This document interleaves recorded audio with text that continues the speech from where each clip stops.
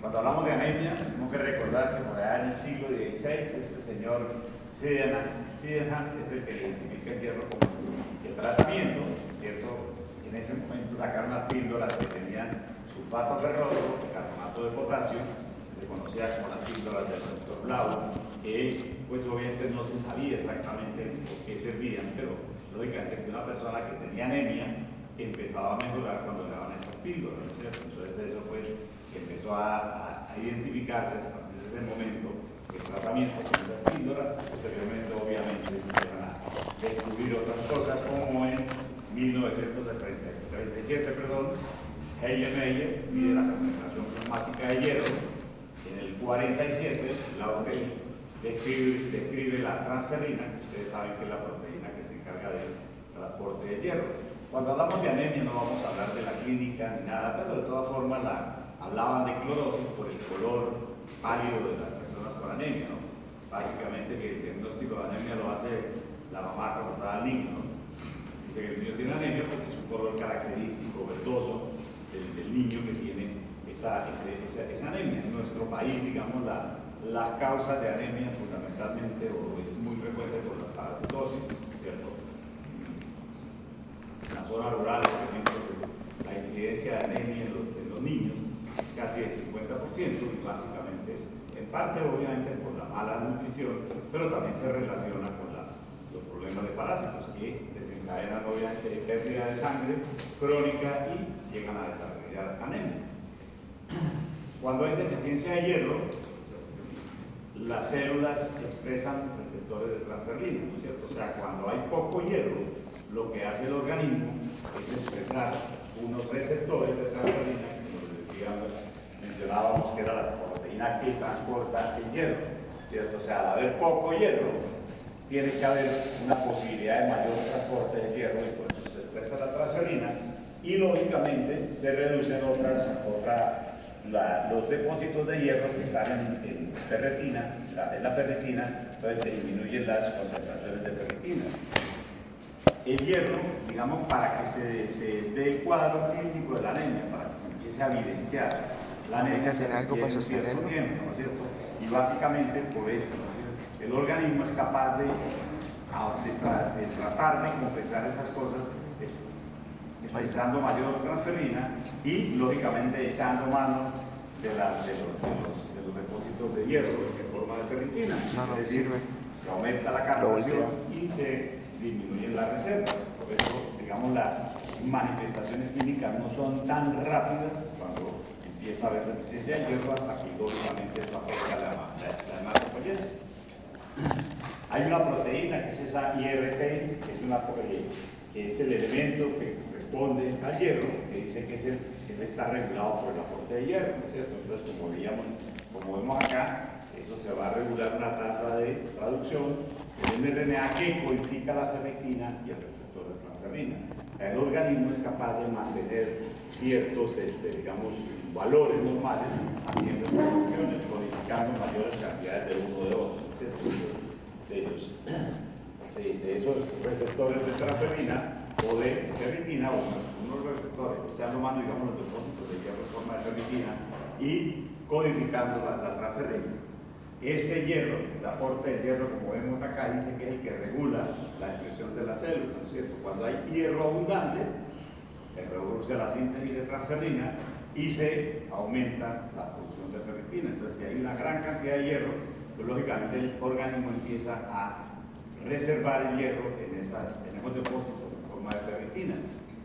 En el texto de Goodman and Gilman, como ustedes son juiciosos y leen Goodman and Gilman, ahí está una grafiquita en donde nos muestra que, a pesar de que empiezan a disminuir los niveles de hierro, ¿cierto?, todavía no hay una expresión a nivel clínico, ¿verdad? Porque el organismo es capaz de mantener esa hematopoiesis aun cuando el hierro empieza a disminuir. Por eso, cuando hablamos del tratamiento, siempre que sea el tratamiento de hierro, en el caso de la anemia, se debe dar un tiempo posterior a que se normalicen los niveles de hemoglobina o de hematocrito, ¿cierto? La forma fácil que se hace el control de la anemia, cuando uno quiere hacer el diagnóstico de anemia, simplemente pide un cuadro hemático, el cual va a mirar cómo está la hemoglobina, cómo está el hematocrito, ¿no es cierto? Lo normal es alrededor de 14 gramos en los hombres, 12 gramos en las mujeres, y cuando empieza a disminuir, que empiezan a haber las manifestaciones clínicas, pues lógicamente si damos nosotros el tratamiento, siempre que sea el tratamiento con hierro, se debe persistir un poco más del tiempo que se necesita para recuperar los valores de hemoglobina.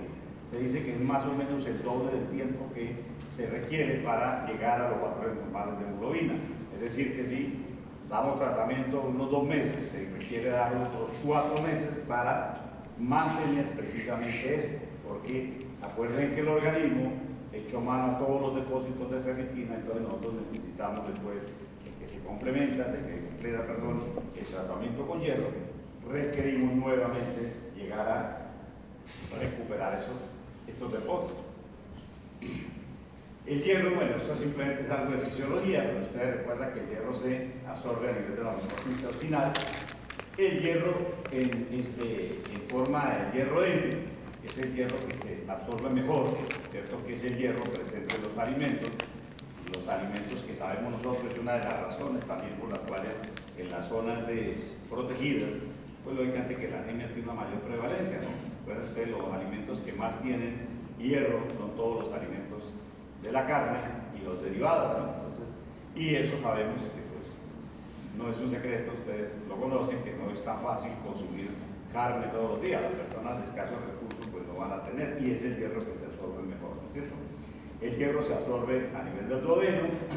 Ese hierro que es absorbido, va al plasma, y otra parte del hierro va en forma de depósitos de ferritina. En el mismo intestino, en el mismo duodeno, hay depósitos de ferritina que son los que nos ayudan pues a conservar esos niveles de hierro, ¿cierto?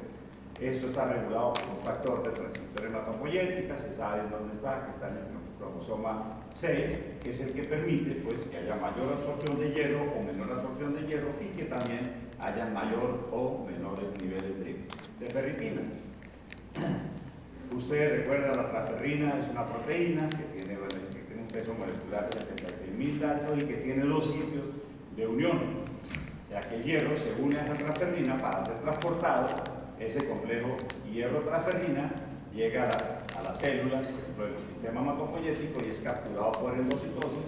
Ahí es liberado el hierro, y esto hierro en forma de ion férrico, que es el que va a la hematopoiesis, y alguna parte de esa transferrina puede regresar a la superficie para poder transportar más hierro, ¿cierto? O sea, fíjense que todos estos mecanismos hacen, nuevamente les digo, que se mantengan más o menos unos niveles estables de hematopoiesis y unos niveles estables de hierro, a pesar de que hayan cambios en la dieta, etc. Obviamente, si llega una de las principales causas de anemia, por ejemplo, pues obviamente ya lo hemos mencionado, los parásitos, el aporte insuficiente, algunos elementos, algunos medicamentos, el consumo, por ejemplo, crónico de AINES. El consumo crónico de AINES recuerdan que los AINES producen gastritis, y esa pérdida crónica de sangre puede llevar a que haya anemia, ¿cierto? O sea, normalmente una persona pues obviamente no va a tener anemia si tiene todas sus condiciones normales. Si uno encuentra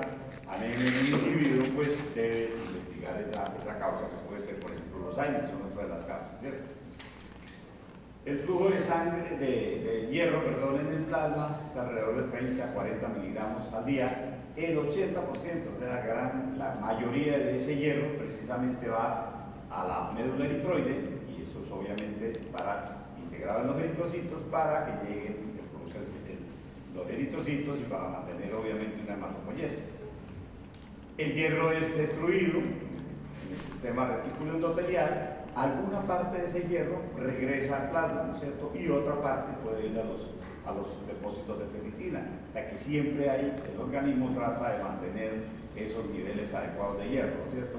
Los varones perdemos 1 miligramo de hierro al día, ¿cierto? Mientras que las mujeres pueden llegar a perder hasta 2 miligramos. En algunos casos, sobre todo en las mujeres que tienen periodos menstruales muy abundantes, pueden llegar a aumentar un poco más, llegan a veces a tener cuadros de anemia, no es tan frecuente, pero puede obviamente que aumentarse esas pérdidas de hierro, ¿no es cierto? Mientras que los varones, nosotros perdemos solamente por descamación celular, etcétera, pero no tenemos sangrado para que se haya pérdida de hierro. O sea que no hay posibilidad de que el varón tenga anemia En la mujer sí puede ser por los periodos menstruales, un poco de anemia, pero en el varón siempre habría que escribir. Y fíjense que la necesidad diaria de hierro es de 1 miligramo, que es más o menos lo que ya veíamos que es la pérdida, y en la mujer de 1.4 miligramos al día. En el embarazo puede llegar a necesitarse o a tener más necesidades diarias, 5 a 6 miligramos. Los lactantes también tienen 5 a 6 miligramos diarias de necesidades al día. Y fíjense que eso es otra cosa que uno ve en la familia, ¿no? Donde hay necesidades económicas importantes. Cuando hay carne, generalmente la carne no se le da a los niños, ¿no? Se le da al patrón de la casa, ¿no? Entonces, a los grandes que no necesitan tanto hierro son los que se le dan, ¿no es cierto? Entonces, siempre es uno de los inconvenientes. También, ahorita lo vamos a ver, eso también se ve con la vitamina B12, los veganos, ¿verdad? Hay vegetarianos, ¿cierto? Pero eso, los veganos que son estrictamente, no comen nada que venga de los animales, tienen problemas de anemia, sobre todo anemia megaloblástica. Por eso muchos o los veganos realmente tienen que tomar suplementos de hierro, suplementos de vitamina B12, porque pues, ellos no están consumiendo alimentos que no solo el hierro está en la carne, sino la vitamina B12 está en la carne. Entonces, si las personas no consumen, pues obviamente pueden llegar a tener problemas de anemia, ¿no es cierto? El hierro decíamos que es el que mejor se absorbe, ¿cierto? Que es el 6% de la dieta. El hierro, el 30% del hierro absorbido es el hierro noeno, ¿cierto? No, él tiene pobre absorción, el de la dieta, el de mejor absorción es el hierro noeno, pero hay menor cantidad, ¿no es cierto? Hay algunas sustancias que facilitan la absorción del hierro, como el ácido ascórbico, por eso hay algunas presentaciones comerciales de hierro, ¿cierto? Con vitamina C que permite o que facilita o mejora la absorción del hierro. Entonces, eso es, algunas presentaciones ya lo tienen el ácido ascórbico con el hierro. La carne también, fíjense que la carne, además de que tiene tiene cantidades de hierro también estimula la producción de ácido, por lo tanto también la carne favorece la absorción del hierro, ¿no es cierto? Entonces son dos cosas que son importantes en cuanto a los alimentos. La carne estimula y lógicamente que tiene mayores cantidades de hierro. La biodisponibilidad del hierro es mucho mayor en ayuno, pero vamos a ver que uno de los problemas que tiene el tratamiento por el hierro precisamente son los efectos secundarios, los efectos adversos, y unos muy importantes son todos los relacionados con el tracto gastrointestinal. Más 35%, seguramente más, de los pacientes que toman hierro, que toman sulfato ferroso, que es el tratamiento ideal de la anemia por deficiencia de hierro, tienen problemas de gastritis, ¿cierto? Mala digestión o dispepsias o gastritis erosiva, etcétera, por el hierro. Pero fíjense que la mejor biodisponibilidad del hierro está en ayuno, o sea que lo ideal cuando se da el tratamiento con sulfato ferroso es que la persona lo tome en ayunas, pero el problema es la tolerancia gástrica, ¿no es cierto? Y eso hace que también algunas personas, y es una cosa que hay que advertir a los pacientes cuando se les suministra el sulfato ferroso, es que algunas personas toman, para evitar esa irritación gástrica, pues toman antiácidos, ¿no? Y los antiácidos disminuyen la absorción del hierro. Entonces ya veíamos que favorecen la absorción de los ácidos, pero los antiácidos, por lo tanto, la disminuyen, ¿no es cierto? También se recomienda dar la dosis de hierro en intervalos regulares, que eso favorece o mantiene las tasas más estables de producción de eritrocitos. Generalmente, cuando uno da el tratamiento con sulfato ferroso, se da en horas de la mañana.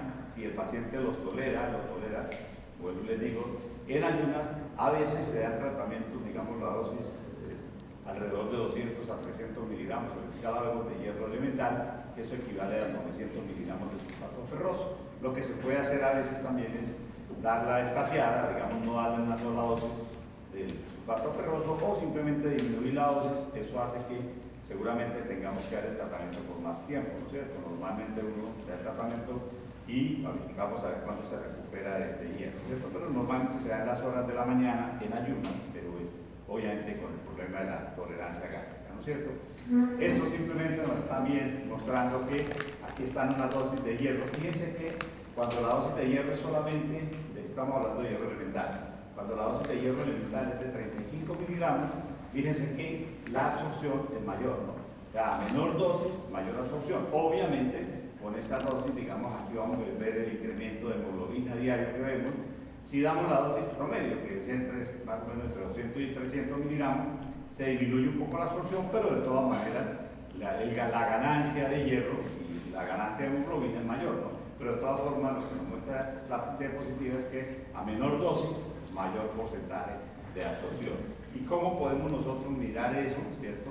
Bueno, ya eso más o menos lo que les decía, que con 200 miligramos de hierro elemental, entre 200 y 300, aquí dice un 25, en muchas series dicen que un 35%, y en la práctica casi que uno que ve que más de 35%. Las personas cuando están en tratamiento con hierro, con sulfato ferroso, nos estamos refiriendo al sulfato ferroso, que es el medicamento pues, de elección, ¿cierto? Es más del 35% de los efectos adversos, bueno, les digo, generalmente gastrointestinales, gastritis es lo que más produce, ¿cierto? Puede producir otros problemas, náuseas, ¿cierto? Epigastralia, estreñimiento o diarrea con esta dosis. Hay otra cosa importante con el sulfato ferroso, y cuando uno da el tratamiento hay que advertirle, es una de los hallazgos clínicos, cuando hay una gastritis, por ejemplo, de los higos, cuando hay un cerrado gastrointestinal alto, ¿qué es lo que uno encuentra o le pregunta al paciente? ¿Qué puede tener? Melena, ¿no es cierto? O sea, sangre en las heces, sangre digerida en las heces, que es característicamente unas heces negras. Obviamente, cuando el paciente está tomando ya hierro, ese hierro pues también puede tener las heces negras, y lógicamente hay que tenerlo en cuenta de que no es propiamente melena, sino es por el mismo tratamiento, ¿no? Entonces, 200 a 300 miligramos de hierro elemental, que vuelvo y les digo, son más o menos equivalen a 900 miligramos de sulfato ferroso. La respuesta se puede valorar por el ritmo de producción de reticulocitos, pero también nosotros lo podemos mirar con el aumento de la concentración de hemoglobina. Si ustedes vean el cuadro, eso más o menos nos da que con un tratamiento, dándole la dosis plena de 200 a 300 miligramos de hierro elemental, nosotros logramos superar o aumentar, ¿sí?, la hemoglobina en 1 gramo semanal. Quiere decir que si un paciente tiene 8 gramos de hemoglobina y nosotros le estamos dando esa dosis, más o menos esperamos nosotros que en unas 4 semanas ya tenga la hemoglobina normalizada, alrededor de 12 gramos, ¿cierto? O sea, más o menos 4 semanas, y que debemos darle tratamiento por lo menos otras 12 semanas, hasta 8 semanas más, para estar seguros de que tengamos los niveles de ferritina nuevamente, ¿cierto? O sea, que se suplan los depósitos de hierro. Eso es más o menos lo que puede uno controlar.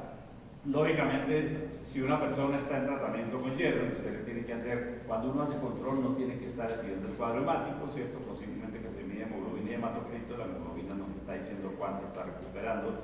Si el paciente no recupera ese ritmo, pues debemos suponer que hay alguna otra causa subyacente, de pérdida de sangre o alguna otra cuestión en la cual esté el paciente presentando esa anemia, ¿cierto? Si es simplemente por parásito, estamos en tratamiento, o si es simplemente por aire, etcétera, se hace el tratamiento para la gastropatía, pues se supone que el paciente debe estar mejorando, más o menos controlándose entre un gramo semanal, que va a estar recuperando de hemoglobina, o sea, que va a lograr en unas 4 semanas, como le digo, de 8 a 12, sería unas 4 semanas, ¿cierto? Las otras anemias, que son, esto estamos hablando de sulfato ferroso, ¿cierto? Hay otras formas de presentación de hierro, que es el hierro polimaltosado, la forma comercial, el R-Sol, ¿cierto? Hay uno que tiene hierro más ácido fólico. Lo que pasa es que el R-Fol o el R en sí, que es el hierro polimaltosado, ese hierro permite que tenga una mejor tolerabilidad gástrica, ¿cierto? Lo que pasa es que es mucho más costoso, ¿no? Y obviamente que si decimos que uno de los problemas de la anemia es el costo del tratamiento, pues le damos un hierro polimaltosado que es bastante más costoso, no quiere decir que si el paciente lo pueda comprar, que si el paciente tiene la ansia se puede dar ese hierro polimaltosado, calculando las dosis de hierro elemental. Ese tiene una mejor tolerabilidad gástrica, o sea, ahí sí digamos que los efectos secundarios, la gastropatía es mucho menos, ¿no es cierto? Entonces ese es el tratamiento. Como les decía, yo no les menciono mucho el hierro parenteral, realmente cada vez se utiliza menos el hierro parenteral, solamente está indicado cuando el paciente definitivamente no tolera el hierro oral, ¿cierto? O en las anemias muy agudas, el tratamiento con hierro paresteral es un tratamiento mucho más delicado. Realmente hay que hacer las aplicaciones semanales o 2 veces por semana a nivel hospitalario, etcétera, y solo en casos muy especiales, ¿no es cierto?, cuando no hay definitivamente tolerancia al hierro. Las otras son la anemia megaloblástica, ¿cierto? La anemia megaloblástica se puede presentar, cuando se habla de anemia megaloblástica, son porque hay unas síntesis deficiente del DNA, y en los glóbulos rojos se ve ese glóbulo rojo con un citoplasma grande y un núcleo muy pequeño, porque al no haber síntesis de DNA, pues lógicamente no hay, entonces está las células no están, digamos, no están el DNA formándose, por lo tanto son núcleos pequeñitos. Eso es lo que se conoce como megaloblastos, y la anemia megaloblástica se presenta por deficiencia de vitamina y ácido fólico. Vuelvo y les digo, una de las causas de anemia megaloblástica es en las personas que no consumen carne o no consumen alimentos derivados de la carne, ¿no? Los veganos estrictos, bueno, no sé si hay algún vegano, no sé cómo son capaces de no comer carne, pero bueno, eso es cuestión de gusto, ¿no? Entonces, los veganos y los vegetarianos, por lo menos, a mí me hace falta un pedacito de carne, ¿no? Ahí ustedes un asado con todo espinaca, ¿no? Pero bueno, no, eso es muy respetable, pero esas personas tienen que tomar suplementos de vitaminas. Entonces, cuando hay déficit de vitamina B12 o de ácido fólico, pues obviamente que hay síntesis defectuosa de DNA y se van a producir esos eritrocitos, macrocitos o esos, y que son las características de la anemia megaloblástica. En la anemia por hierro, deficiencia de hierro, se ve precisamente microcitosis e hipocromía, ¿no es cierto? Células pequeñitas que no se tiñen del colorante que en el extendido de sangre periférica se ve. En esta entonces son estos eritrocitos grandes por la déficit de ácido fólico o vitamina B12.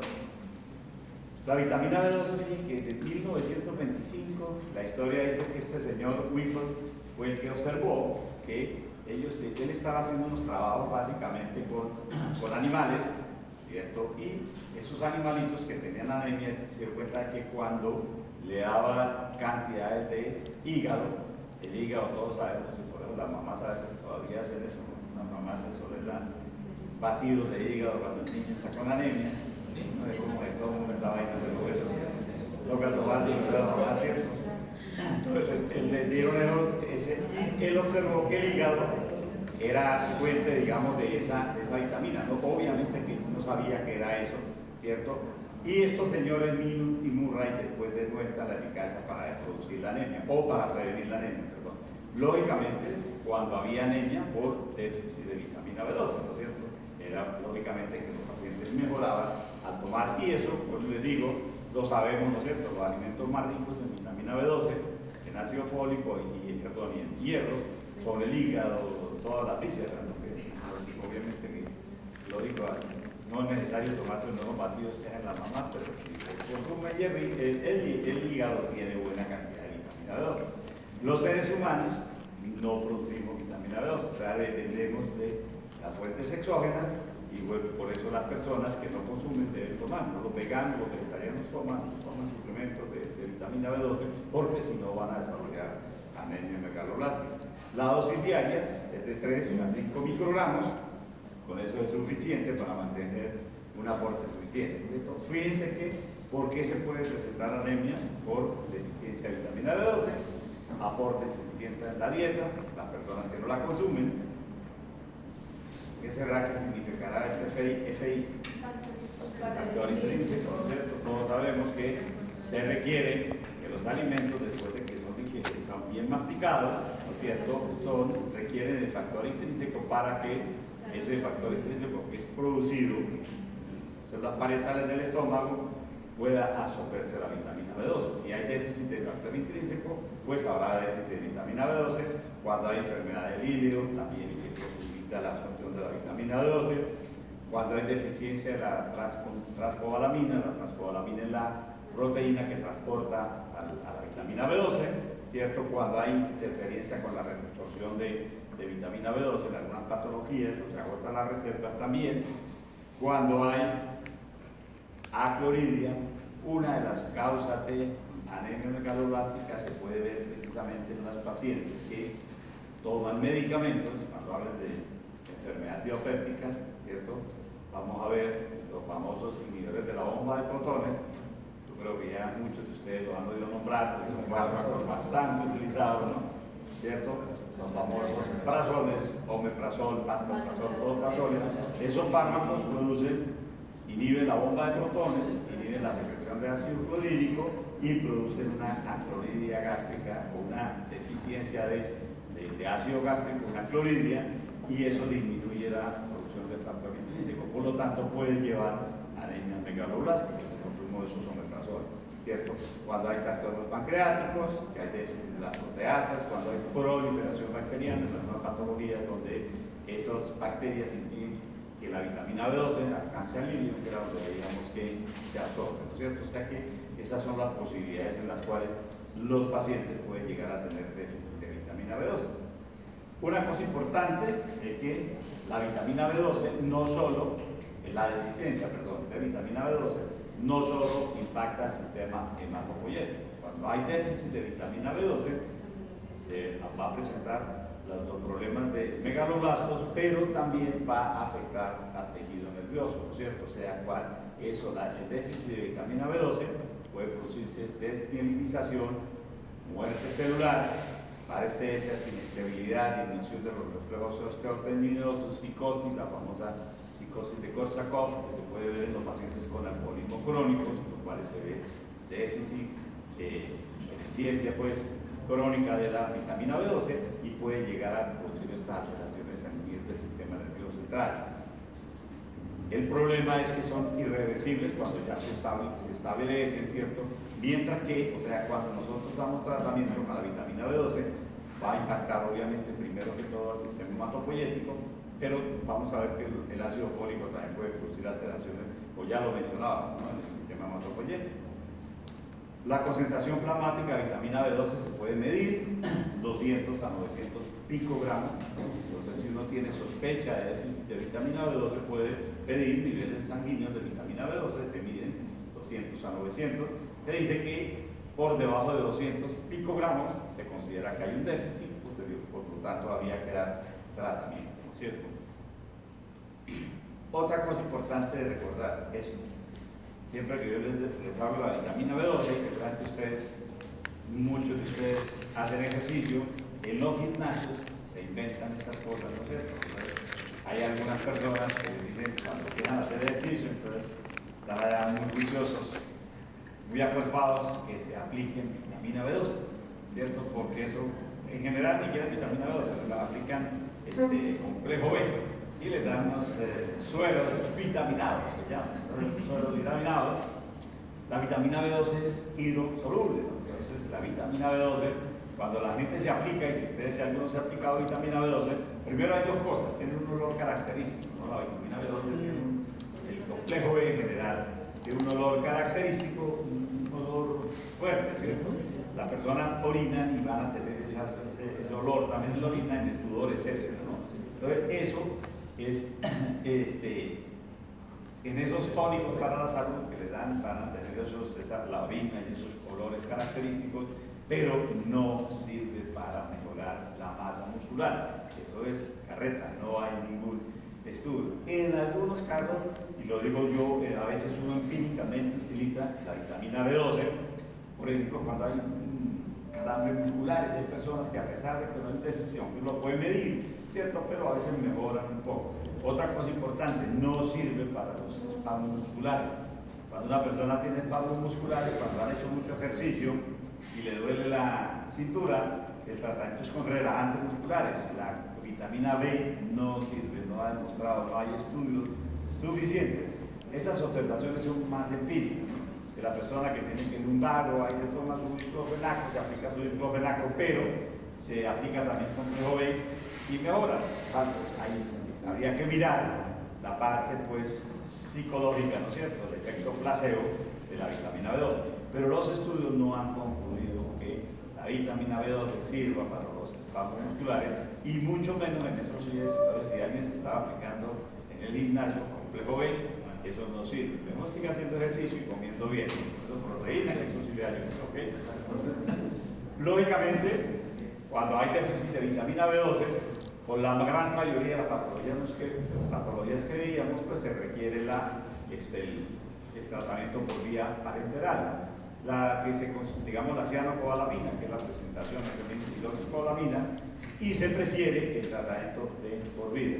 O sea, porque cuando hay, por ejemplo, si la persona tiene déficit de factor intrínseco, otra causa de anemia megaloblástica, no la mencioné, no está en la positiva, pero las personas que han sido sometidas a cirugía, bypass gástrico, ¿por qué? Porque le estamos quitando parte del estómago, obviamente no hay factor intrínseco, requieren complejo de vitamina B12 de por vida. Esta persona requiere tratamiento. No le podemos dar por vía oral, porque obviamente no se va a absorber, porque no hay factor intrínseco, ¿no es cierto? Entonces se da por vía parenteral y por vida. Entonces estas personas tienen que tomar, las personas que han sido sometidas a bypass gástrico requieren esto, ¿ok?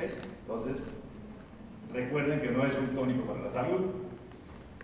No sirve para producir músculo, no quieren que si ustedes no crean que si se aplican vitamina B12 van a salir más encuerpados, nada que ver.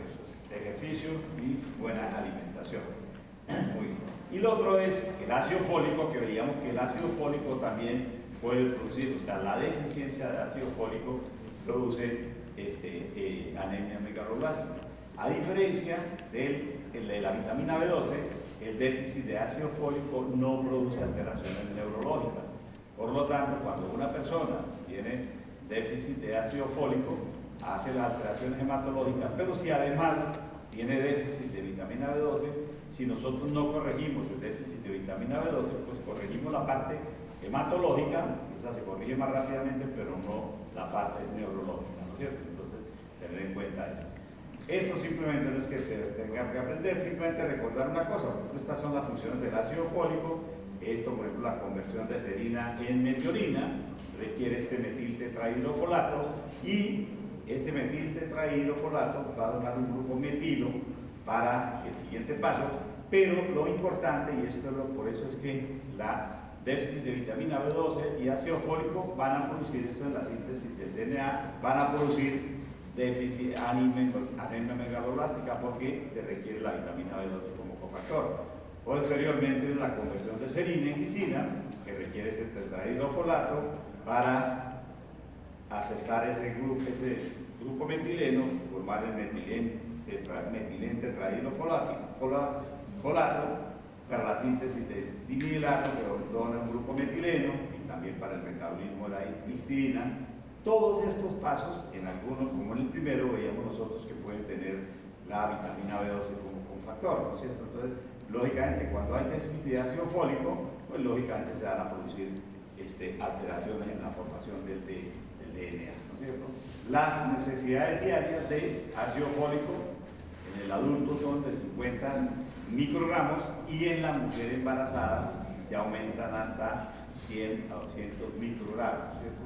En general, las fuentes de ácido fólico, pues obviamente que son también los alimentos como el hígado, pero los vegetales, la levadura, las frutas tienen importante ácido fólico, el maduro, el plátano tiene ácido fólico.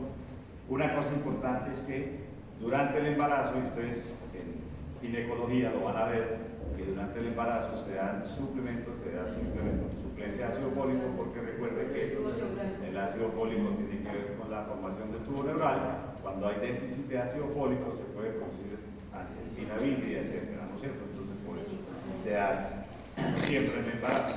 Actualmente siempre en el control prenatal a las señoras embarazadas le dan tanto hierro como ácido fólico, y esto previene las alteraciones, pues, a nivel del sistema nervioso central, ¿cierto? De la formación del tubo neural.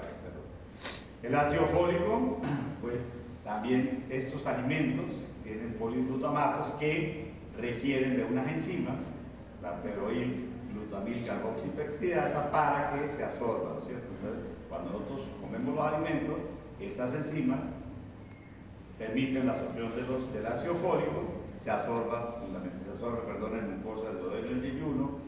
Esta mucosa tiene la hidrofolato reductasa, que permite que se metile ese folato que se ha absorbido, que veíamos que era el factor o el activo del ácido fólico, es el metiltetrahidrofolato. Pues esta es la metiltetrahidrofolato. O sea, la hidrofolato reductasa permite la metilación del folato para que sea transportado en forma de metiltetrahidrofolato. La hidrofolato reductasa, hay algunos fármacos, de pronto no lo veremos cuando hablemos de los antibacterianos, hay algunos fármacos que pueden inhibir la hidrofolato reductasa, y cuando las personas tienen déficit de ácido fólico, no en las personas normales, puede llegar a presentarse alteraciones por el déficit de ácido fólico con esas sustancias, ¿no es cierto? Entonces, básicamente que eso es lo de recordar de ello. Entonces, unas enzimas que permiten la absorción para que se transporte como metiltetrahidrofolato.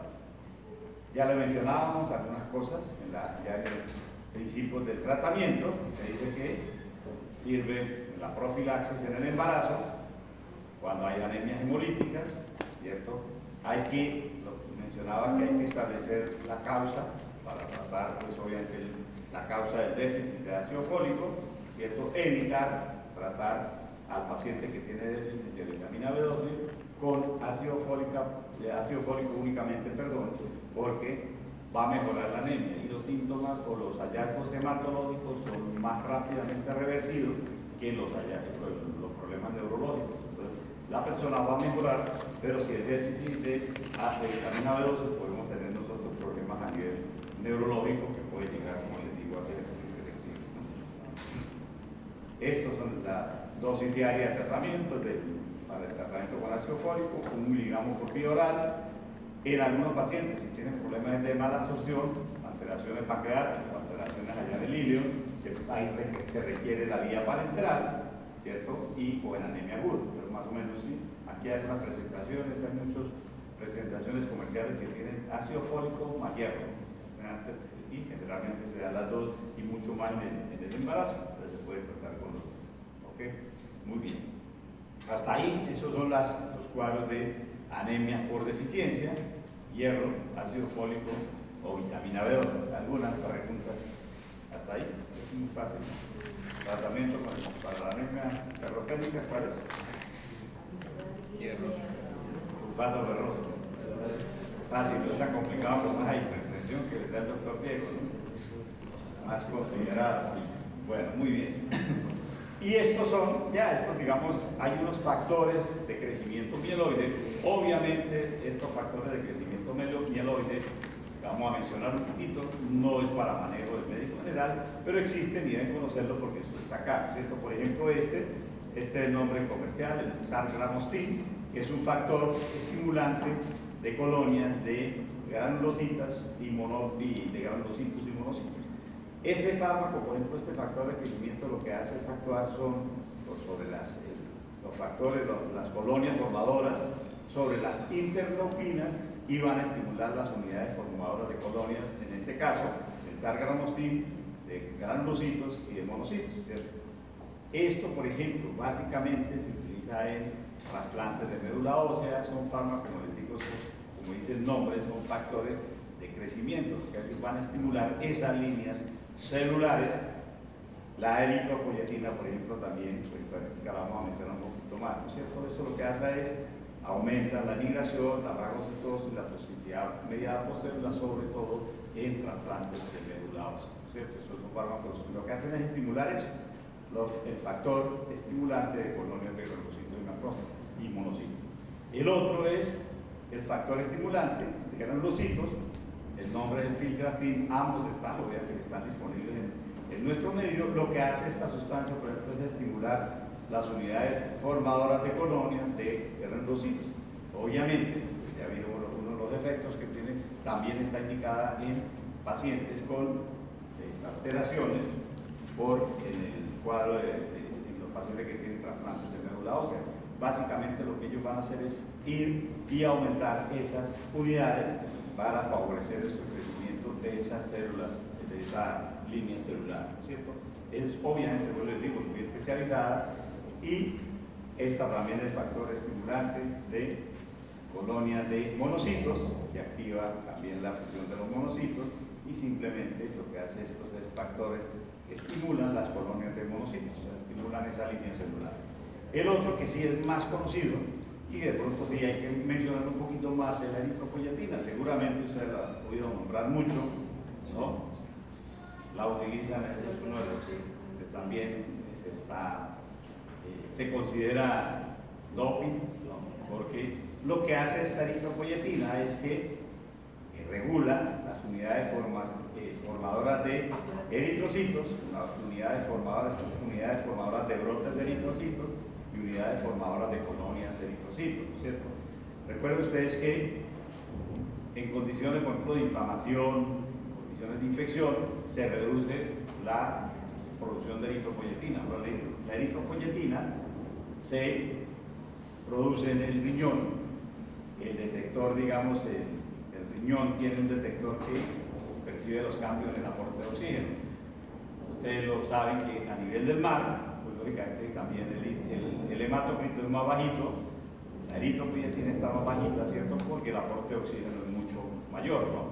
Si ustedes van y miran los Sherpas del Himalaya, que viven a 5.000 y pico, 6.000 metros de altura, esas personas tienen hematocritos de 60, 50 y pico, 60, porque ellos están produciendo, lógicamente, por ese oxígeno insuficiente, ellos producen, la eritropoyetina estimula más la formación de eritrocitos para favorecer, lógicamente, la posibilidad de ellos tolerar esos déficits de oxígeno que hay a esas alturas. Entonces, los atletas de grandes distancias, si ustedes lo ven en Boyacá, de una gente que viene a entrenar para las Olimpiadas, ¿cierto? No es raro encontrarse unas personas de raza negra muy flaquitos trotando por las zonas de Boyacá. ¿Por qué? Porque precisamente la altura les favorece la producción, el aumento del hematocrito, y eso mejora su resistencia, sobre todo los atletas, los ciclistas.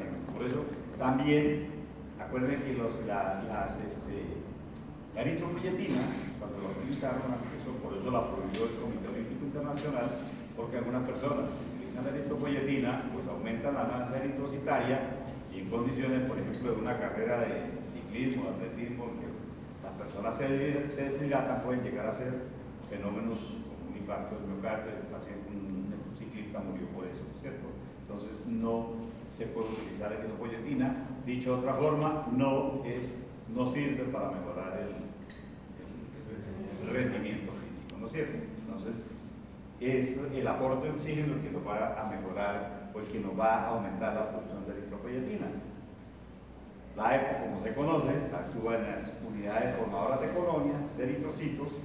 Nosotros sabemos, por ejemplo, que en el estado inflamatorio, lo que les decía, la EPO suprimida por el factor de necrosis tumoral, la interleuquina 1, ¿cierto? Los interferones que están aumentados, obviamente, en los procesos inflamatorios, ¿cierto? Entonces, esto hace que se disminuya la producción de eritropoyetina, y sabemos nosotros, por ejemplo, en un cuadro de artritis reumatoidea o en un cuadro de infecciones crónicas, se produce anemia, ¿cierto? Básicamente porque se suprime la producción de eritropoyetina. Y estas son las aplicaciones terapéuticas, ¿cierto? Pacientes que tienen nefropatías crónicas, obviamente la eritropoyetina se produce en el riñón. Los pacientes con la insuficiencia renal crónica tienen anemia y está indicada el manejo con eritropoyetina. Los pacientes que están en tratamiento con SIDA, pacientes en quimioterapias también que pueden hacer anemia, y los prematuritos también pueden beneficiarse con la eritropoyetina. No sirve, les digo, para mejorar el rendimiento, aunque se sigue utilizando, ¿no? Desafortunadamente, o no desafortunadamente, digamos que lo que hacen los deportistas cuando usan eritropoyetina la usan un tiempo antes, y de todas maneras, si le detectan eritropoyetina, pues no se puede saber si era o no por cuestión de doping, porque nosotros la producimos, ¿no? Nuestro organismo produce eritropoyetina. Lo que hacen en los deportistas es medir el hematocrito. Si ustedes recuerdan, pues, de Santiago Botero, que es un ciclista conocido en Colombia, ustedes están muy jóvenes, pues, medalla de plata olímpica, esa cosa, como mundial de contrarreloj individual. O sea, él tenía problemas porque tenía unos niveles de hematocrito muy altos, entonces tenían que siempre, pues, digamos, hacer la evaluación de él, que no era por uso inadecuado de eritropoyetina, sino que tenía niveles de hematocritos altos. Entonces, en esos casos, pues obviamente que tienen que tener eso, por eritropoyetina no le puede afectar, ¿no? ¿Ok? Muy bien, no tenemos tempranito, 6:37. Antes de que vayan, solo hasta esta mañana 36 me han contestado la encuesta. Zaira Charla me mandó la encuesta, ¿no es cierto? Se demora, yo creo que se demora